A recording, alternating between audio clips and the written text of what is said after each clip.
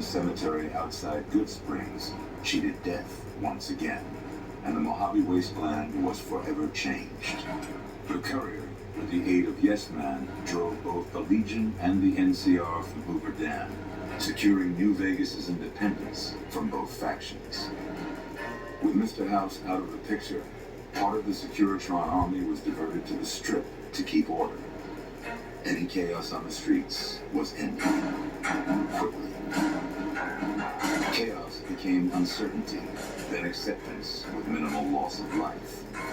New Vegas assumed its position as an independent power in the Mojave. Supporting the ideals of independence, the courier was recognized as the man responsible for a truly free New Vegas. He ensured Mr. House's tyranny was broken, and neither Caesar's Legion nor NCR would ever be in control over New Vegas. Though some super mutants in Nightkin continued to journey to the legendary Utopia, they found little trace of its existence. Some eventually found their way to Jacobstown, but many wandered off into the wastes, confused and disheartened. Though the wasteland became anarchic after Hoover Dam, the Boomers' display of power dissuaded fortune seekers from attempting to penetrate Nellis. At odds with leadership over the Brotherhood's future, Veronica looked to the Mojave Wasteland for an answer both she and they could live with. But the answer would never come, and the dangers of the world that had left the Brotherhood of Steel behind would eventually claim her life.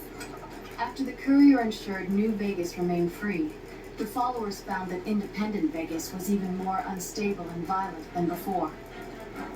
Old Mormon Fort became excessively burdened by the influx of patients, struggling to provide even the most basic of services. With New Vegas's independence formally declared, Goodsprings thrived.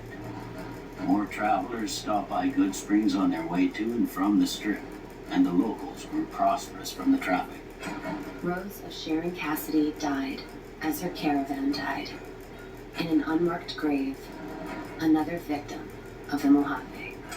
With no cure for the Nightkin schizophrenia in sight, the disgruntled Nightkin left Jacobstown. Without a treatment, their insanity grew.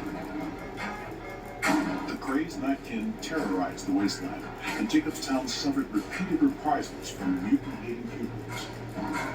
In the end, the surviving mutants abandoned Jacobstown entirely. Its existence quickly forgotten by the rest of the wasteland. The Kings retained their control of Freeside, and while they continued to favor the needs of locals, they tolerated the citizens of the defeated NCR. He had survived police service in Colorado, Great War, combat duty with the Legion, and being the companion of the King. But in the end, Rex finally succumbed to the horrors of the wasteland. Tired of waiting for the world to be done with him, Golden ventured into the wastes to make his own way out. After Hoover came, the leaderless powder gamers at the correctional facility vanished into the wastes, leaving the prison empty. The correctional facility became another abandoned ruin in the wasteland, its carcass occasionally picked over by enterprising prospectors.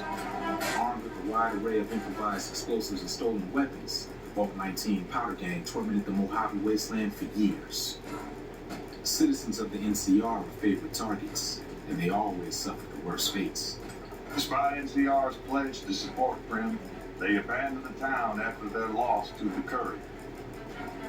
Independent again, Prim operates much as it had before the powder gangs arrived, full of ups and downs. And so the courier's road came to an end, for now. In the new world of the Mojave Wasteland, fighting continued, blood was spilled, and many lived and died just as they had in the old world. Because